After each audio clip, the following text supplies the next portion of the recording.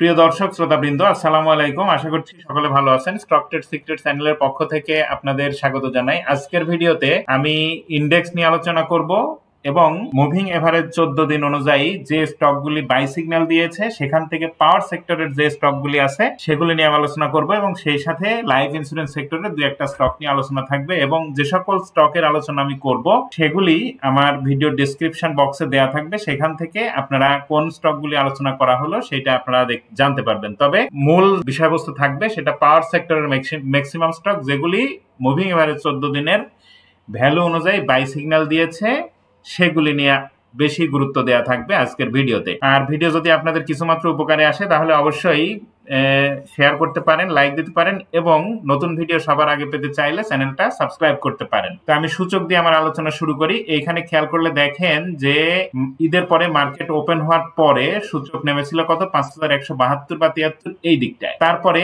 একটানা 2 দিন ঈদের পরে 6 তারিখে যে ওপেন হলো তারপরে 2 দিন নেগেটিভ থাকার পরে ওই 5172 এর দিকে কিন্তু মার্কেট আসে নাই। তারপরে 3 দিন 3টা পিন বার ক্রিয়েট করেছে, 2 দিন রেড বেয়ারিশ পিনবার এবং আজকে গ্রিন বুলিশ পিনবার।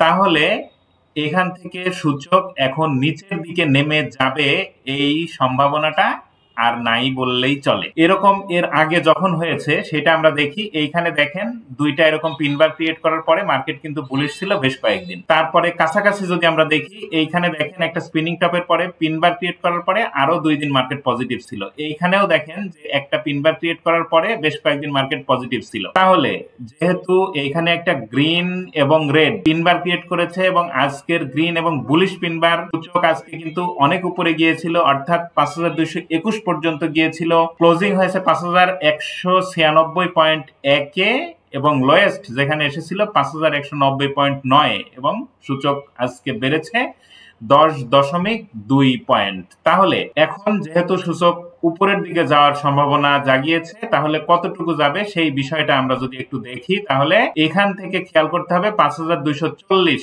যদি এইটা ব্রেকআউট করে উপরে যেতে পারে তাহলে 5268 যদি ব্রেক করতে পারে তাহলে সূচক কিন্তু আরো 100 পয়েন্ট বেড়ে যাবে। সেক্ষেত্রে 5367-68 পর্যন্ত যাওয়ার একটা সম্ভাবনা তৈরি করবে। তবে প্রথম খেয়াল রাখতে হবে যে 5240 ব্রেক করতে পারে কিনা।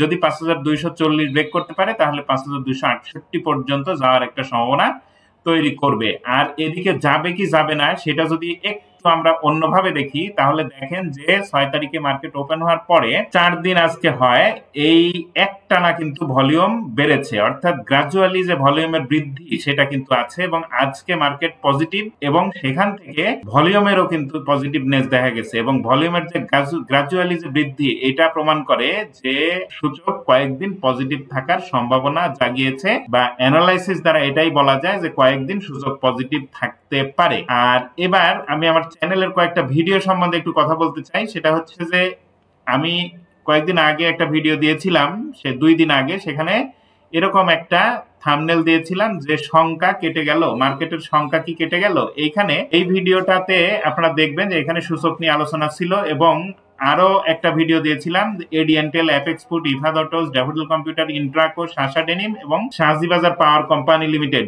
এটা নিয়ে আলোচনা করেছিলাম। তারপরে গতকাল যে ভিডিও দিয়েছি সেখানে ঘুম ভাঙলো সিমেন্ট সেক্টরের। আজকে কিন্তু সিমেন্ট সেক্টরের 2টা স্টকই হল্টেড ছিল এবং হেডেলবার্গ সম্ভবত এই সেক্টরের সেক্টর লিডার হতে যাচ্ছে।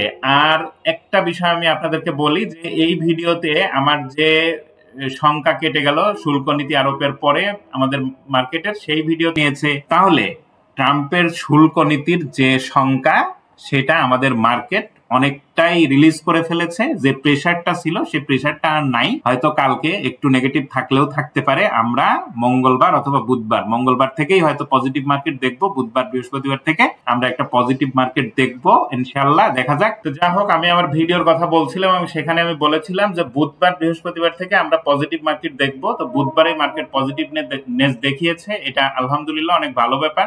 আর একটা জিনিস খেয়াল করেন, ঈদের আগে থেকে ঈদের পর পর্যন্ত মার্কেট ওপেন হওয়ার আগে পর্যন্ত পর্যন্ত আমি 5টা ভিডিও দিয়েছি। এইখানে পার্ট 1 2 3 4 5 এইভাবে। সেখানে আলোচনা করা ছিল 20 দিনের ভিতরে 5% এর মধ্যে উঠানামা করেছে যে সকল স্টক, সেগুলা নিয়ে এবং দীর্ঘদিনের প্রাইস হিস্ট্রি অনুযায়ী প্রাইসটা কি অবস্থায় আছে এই বিষয়টা আমি তুলে ধরতে চেয়েছিলাম এবং সেটা তুলে ধরেছি এবং সেগুলি অনেক নিচে ছিল। এখন স্টক মার্কেটে আপনি কিনবেন কোথায়? উপরে কিনলে উপরে যাবে না নিচে কিনলে উপরে যাবে? আমার মনে হয় যে যেটা বটম ক্রিয়েট করেছে নিচে, এইখানে এন্ট্রি নিতে হবে দিনে দিনে, তাহলে সেখান থেকে লাভ করা যেতে পারে। তো এই ভিডিওগুলি আপনারা দেখে নিতে পারেন। এখানে অনেকগুলি স্টক আছে যেগুলি বাই এর মতো, এখানে 60টা স্টকের আলোচনা করা আছে 5টা ভিডিওতে, এগুলি আপনারা দেখতে পারেন। আর আজকে যেটা আমি বলেছি যে মুভিং এভারেজ 14 দিন অনুযায়ী যে সকল স্টক বাই সিগন্যাল দিয়েছে সেইগুলা নিয়ে আমি আলোচনা করব। সেগুলোর মধ্যে পাওয়ার সেক্টর নিয়ে, পাওয়ার সেক্টরে যে স্টকগুলি আছে সেইটাতে আমি গুরুত্ব দেওয়ার চেষ্টা করব। তাহলে এইখানে 30টা স্টক মুভিং এভারেজ 14 দিন অনুযায়ী, 14 দিনের যে ভ্যালু সেইটা অনুযায়ী বাই সিগন্যাল দিয়েছে। তার মধ্যে পাওয়ার সেক্টরের অনেকগুলি স্টক আছে। তাহলে আমি সময় নষ্ট না করে আমি পাওয়ার সেক্টর দিয়ে যদি আলোচনা শুরু করি, তাহলে এখানে আমি বারাকা পাওয়ারের স্টকে চার্টে আমি যদি বড় করি তাহলে এটা সুবিধা হবে। আজকে কিন্তু একটা tweezer bottom with bullish engulfing pattern create করেছে। সেক্ষেত্রে দেখেন গতদিন এবং আজকে ভলিউম বেড়েছে। তাহলে এই স্টকটা যতদিনে 9 টাকা 10 পয়সার নিচে নেমে না যাচ্ছে, এখন এন্ট্রি নিলে নেওয়া যাবে। কালকে হয়তো একটু স্লো থাকতে পারে, তবে এটা উপরের দিকে যাবে এবং উপরের দিকে যদি বারাকা পাওয়ার যায় তাহলে 11 টাকা থেকে 12 টাকা বা 11 টাকা 50-60 পয়সা এই দিকটা পর্যন্ত চলে যেতে পারে। এরপরে বারাকা পতেঙ্গা পাওয়ার লিমিটেড, এই বারাকা পতেঙ্গা পাওয়ারও কিন্তু আজকে ওই একই রকম ভাবে দেখেন গত 3 দিনের ভলিউমের যে বৃদ্ধি সেটা কিন্তু মার্কেটের সাথে এটারও সুসামঞ্জস্য আছে এবং আজকে টুইজার বটম উইথ একটা বুলিশ এনগালফিং প্যাটার্ন এবং মুভিং এভারেজ 14 দিনের ভ্যালু অনুযায়ী বাই সিগন্যাল দিয়েছে। তাহলে এই স্টকটাও উপরের দিকে যাবে এই ইঙ্গিতটাই দিচ্ছে এবং কমে যদি যায় তাহলে 10 টাকা 40 পয়সার নিচে আসার সম্ভাবনা আপাতত আর নাই। আর একটু কালকে স্লো থাকলেও থাকতে পারে, এটা উপরের দিকে যাওয়ার সম্ভাবনা বেশি। সেক্ষেত্রে 11 টাকা 80 পয়সা 12 টাকা পর্যন্ত যেতে পারে, তবে ধরে নেন 11 টাকা 80 পয়সা পর্যন্ত যাওয়ার একটা সম্ভাবনা দেখা যাচ্ছে। আর যদি এখন এন্ট্রি নেন তাহলে এই স্টকটার অর্থাৎ বারাকা পতেঙ্গা পাওয়ার লিমিটেডের স্টপ লস হবে 10 টাকা 40 পয়সা। এরপরে ডরিন পাওয়ার, এই স্টকটাও কিন্তু দেখেন আজকে একটা প্রাইসের গ্যাপ দিয়ে প্রাইস ওপেন হয়েছে। তাহলে আজকে গতকালের ক্লোজিং প্রাইস কত ছিল?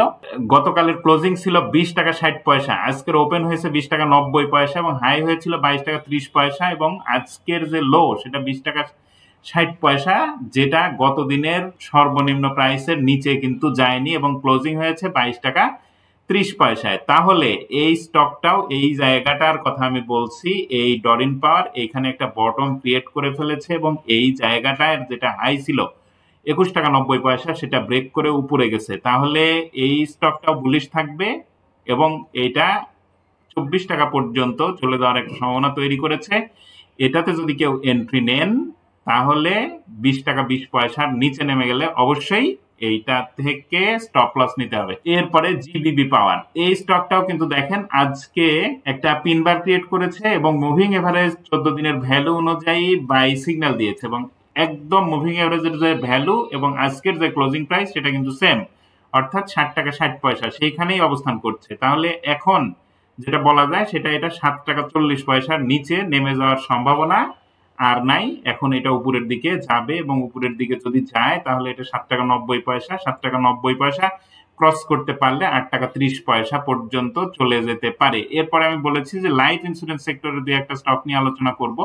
তাহলে রূপালী লাইফ, এটা দেখেন যে রূপালী লাইফও কিন্তু এই যে গ্রাজুয়ালি 3 দিনে একটানা ভলিউম বেড়েছে, আজকেও ভলিউম অনেকটাই বেড়েছে কিন্তু সেই অনুযায়ী প্রাইসটা কিন্তু বাড়েনি। মুভিং এভারেজের যে ভ্যালু তার উপরে ক্লোজিং করেছে, 92 টাকায় ক্লোজিং করতে সক্ষম হয়েছে এবং একটা পিনিং টপ ক্রিয়েট করেছে নিচে অনেক বড় শ্যাডো দিয়ে। তাহলে এটা নিচে যাওয়ার সম্ভাবনা আর নাই। নিচে যদি যায়ও তাহলে এটা অবশ্যই যদি কেউ এই স্টকটাতে এন্ট্রি নেন 89 টাকা 60 পয়সা স্টপ লস হিসাবে এন্ট্রি নিতে পারেন। আর উপরে যদি যায় তাহলে এটা এখান থেকে 98 টাকা যাওয়ার সম্ভাবনা তৈরি করেছে। 98 টাকা ব্রেক করতে পারলে তারপরে উপরে আরো একটু যেতে পারে, সেক্ষেত্রে 100 টাকা হয়তো ক্রস করলেও করতে পারে। তবে 98 টাকা সেল টার্গেট ধরে এই রূপালী লাইফ যদি কেউ নিতে চান তাহলে এই অবস্থায় নেওয়া যেতে পারে। এরপরে প্রগতি লাইফ, এই প্রগতি লাইফ স্টকটাও কিন্তু অনেকদিন ধরে ডাউন ট্রেন্ডে ছিল এবং ডাউন ট্রেন্ড এটা শেষ করছেই না, এখনো ডাউন ট্রেন্ডেই আছে। তবে আজকে মুভিং এভারেজের যে ভ্যালু সেইটা ক্রস করে প্রাইসটা উপরে ক্লোজিং করতে সক্ষম হয়েছে 109 টাকা 40 পয়সায় প্রাইস ক্লোজ করেছে। এই স্টকটা যদি 117 টাকা 18 টাকা এই দিকটা ব্রেক করে উপরে যেতে পারে তাহলে উপরে যাওয়ার সম্ভাবনা, আর যদি 117-18 টাকা ব্রেক করে উপরে যেতে না পারে তাহলে আবারও নিচের দিকে চলে আসবে। আর যদি 117 টাকা ব্রেক করতে পারে তাহলে সেক্ষেত্রে এটা বেশ উপরে যাওয়ার একটা সম্ভাবনা রয়েছে, সেক্ষেত্রে 150 টাকা 45 টাকা এই দিকটা পর্যন্ত চলে যেতে পারে। এরপরে ইন্স্যুরেন্স সেক্টরের রিলায়েন্স ইন্স্যুরেন্স এই স্টকটা নিয়ে আলোচনা করে আমার আলোচনা শেষ করে দিব। রিলায়েন্স ইন্স্যুরেন্স এই স্টকটাও দেখেন যে এইখানে আজকে কিন্তু গত দিনের যে ক্লোজিং প্রাইস ছিল, গত দিনের ক্লোজিং ছিল 52 টাকা 80 পয়সা, আর আজকের যে ওপেন প্রাইস সেটা 53 টাকা 20 পয়সা, আর হাই 54 টাকা 40 পয়সা, এবং আজকের যে ক্লোজিং সেটা 54 টাকা 10 পয়সা, এবং মুভিং এভারেজের ভ্যালু অনুযায়ী এই স্টকটাও বাই সিগন্যাল দিয়েছে এবং এটা একটা এনগালফিং প্যাটার্নের মতো প্যাটার্ন ক্রিয়েট করেছে। তবে এটাকে ওইভাবে এনগালফিং বলা না গেলেও একটা গ্যাপ আছে গত দিনের ক্লোজিং এবং আজকের ওপেন প্রাইসের, তার মানে স্ট্রং বুলিশনেস এই রিলায়েন্স ইন্স্যুরেন্স এই স্টকটা দেখিয়েছে। তাহলে এইখান থেকে এই স্টকটা উপরে যাওয়ার সম্ভাবনা জাগিয়েছে এবং এটা যদি 55 টাকার উপরে ক্লোজিং করতে পারে তাহলে 57-58 টাকা বা 60 টাকা পর্যন্ত চলে যেতে পারে। তো যাই হোক, এই ছিল আপনাদের সামনে আমার আজকের ভিডিও। যদি ভালো লাগে তাহলে অবশ্যই লাইক দিতে পারেন এবং কমেন্ট করতে পারেন ও শেয়ার করতে পারেন, এবং নতুন ভিডিও সবার আগে পেতে চাইলে চ্যানেলটা সাবস্ক্রাইব করতে হবে। ধন্যবাদ সবাইকে, ভালো থাকবেন।